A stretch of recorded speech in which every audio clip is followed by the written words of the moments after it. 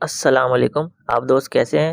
मेरे स्टूडेंट्स की भरपूर फरमाइश पर आज हम एलसीएम लेना सीखेंगे और ये देखेंगे कि किन सिचुएशन में एलसीएम लेने की ज़रूरत नहीं बल्कि डायरेक्ट ही सॉल्व किया जा सकता है। यूनिवर्सिटी लेवल के लोगों को भी एलसीएम लेना नहीं आता और वो भी कैलकुलेटर से हेल्प ले रहे होते हैं। ये तो आपको पता है कि एलसीएम सिर्फ उसी वक्त लिया जाता है जब फ्रैक्शंस को ऐड या सब्ट्रैक्ट करना हो। चलें अब हम देखते हैं कि फ्रैक्शंस को ऐड या सब्ट्रैक्ट करते वक्त मैक्सिमम कितनी सिचुएशन का सामना करना पड़ सकता है। इन 4 क्वेश्चंस को सॉल्व करने के लिए एलसीएम लेने की ज़रूरत नहीं बल्कि शॉर्टकट तरीके से ही सॉल्व किया जा सकता है। सबसे पहले इस सिचुएशन को देखते हैं। इसमें कोई भी डिनोमिनेटर दूसरे के टेबल में नहीं आता बल्कि दोनों किसी और के टेबल में आते हैं। सिर्फ इसमें एलसीएम लेने की ज़रूरत है। बाकी तमाम सिचुएशन में हम डायरेक्ट भी सॉल्व कर सकते हैं। चलो अब हम शॉर्टकट तरीके से एलसीएम लेने का तरीका देखते हैं। सबसे पहले ये देखना है कि ये दोनों किस टेबल के मल्टीपल हैं। अब ये 2 और 4 के टेबल में आते हैं। यहाँ ट्रिक ये है कि हमेशा बड़े टेबल से स्टार्ट करना है। जी हाँ, छोटे नंबर से स्टार्ट करके अपना टाइम वेस्ट मत करना।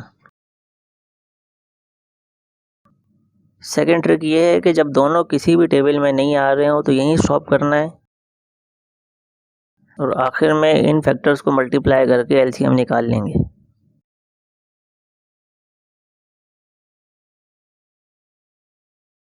देखा, एलसीएम लेना कितना आसान है, बस ये एक्स्ट्रा स्टेप नहीं करना है।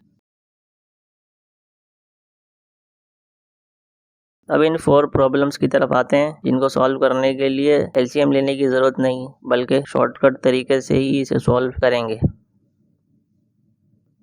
सबसे पहले फर्स्ट प्रॉब्लम को देखते हैं। इसमें दोनों डिनोमिनेटर सेम है तो इसमें एलसीएम भी यही होगा और इसमें मज़ीद कोई कैलकुलेशन करने की ज़रूरत नहीं। सेकंड प्रॉब्लम में सिर्फ एक ही डिनोमिनेटर है तो इसे सॉल्व करने के लिए एलसीएम लेने की ज़रूरत नहीं बल्कि इसी डिनोमिनेटर से नेक्स्ट नंबर को मल्टीप्लाई कर देंगे तो हमारा क्वेश्चन सॉल्व हो जाएगा।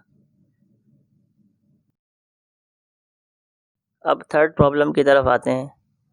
इस सिचुएशन में जब एक डिनोमिनेटर दूसरे के टेबल में आता हो तो मल्टीपल ही हमारा एलसीएम होगा। यहाँ भी एलसीएम लेने की ज़रूरत नहीं, इसे भी ऐसे ही सॉल्व कर लेंगे।